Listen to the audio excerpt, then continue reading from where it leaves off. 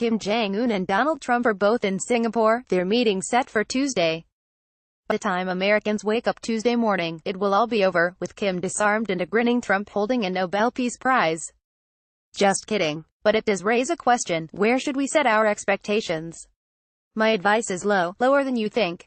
Despite the best efforts by folks like the New York Times' Mark Lendler to normalize this process, it is not normal. It is not disruptive, nor does it reflect a strategy. It is, by any traditional measure, a goat rodeo. Summits are basically pageantry.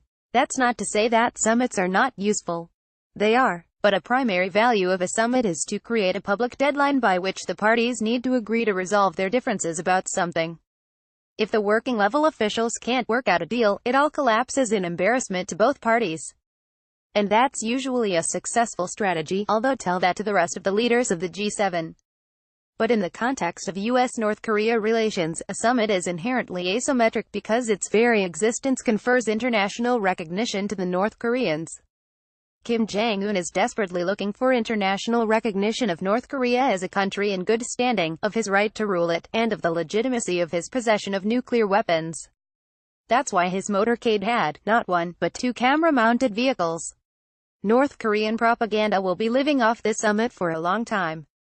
The Lendler piece makes the rather sad effort to compare this summit to the process in 2000 when the Clinton administration closed in on a missile deal with North Korea. This summit, with apologies to Michael Lind, is to genuine diplomatic efforts, like the one undertaken by Bill Clinton, what the rides at Disney's Tomorrowland are to real rockets. The rides are entertaining as hell. They do not represent a way to get where we want to go. In 2000, the Clinton administration carefully offered high-level visits only after each round of concessions by the North Koreans.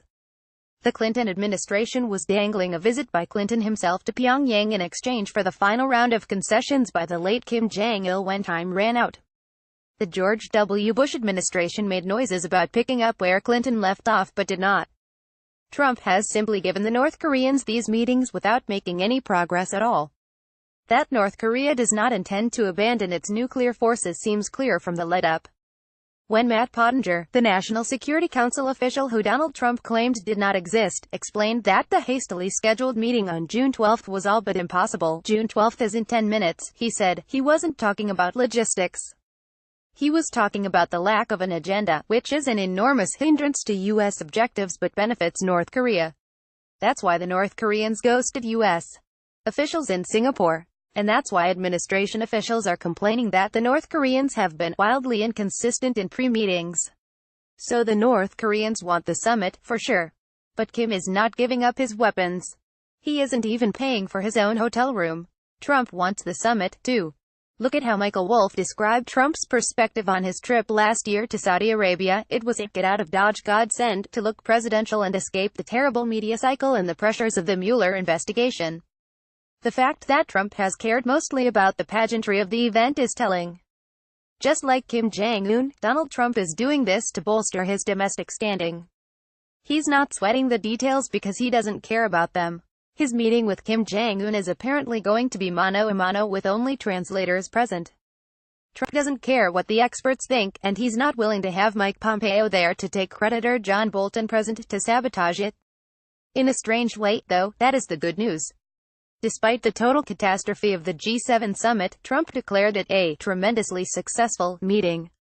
It seems unlikely he will be anything less than ebullient about his meeting with Kim Jong-un. And why would Kim contradict him? After all, make a few nice noises about denuclearization, and you can expect Trump to offer a White House visit. But maybe we don't want to get to disarmament, or, at least, perhaps we have other interests in the meantime that deserve our attention right now. You know, like ensuring the world doesn't perish in a nuclear holocaust triggered by a diplomatic dispute. The only way this process succeeds is if Donald Trump is willing to redefine success by abandoning decades of bipartisan, but ineffective policy demanding that North Korea disarm as a precondition to everything else. One option would be for Trump to adopt the South Korean approach, which is to defer any concrete action on disarmament until the future, essentially accepting North Korea as a law-abiding country, Kim's right to rule it, and his possession of nuclear weapons. If Trump does, then I think Kim will offer commitments to freeze his program, continuing the moratorium on certain long-range missile tests and nuclear explosions. Kim may also make pledges not to export his capabilities, to adopt softer rhetoric about his nuclear program, and accept denuclearization as an aspiration. But he's not disarming, not anytime soon. This is going to be hard for a lot of people to swallow, whether they are Republicans like Bolton who have treated every effort to negotiate with the North Koreans as appeasement, or Democrats like Chuck Schumer who is nearly as desperate to get to the right of a Republican president on a security as he is to get in front of a camera. If Trump is willing to make them swallow it, then that will be a good thing. If not, if he turns on Kim like he turned on, very dishonest and weak, Justin Trudeau, then we are in for a rough ride. Correction, June 11, 2018, the Trump-Kim summit will end early Tuesday morning in the United States. A previous version of this article mistakenly said the summit would end Monday morning.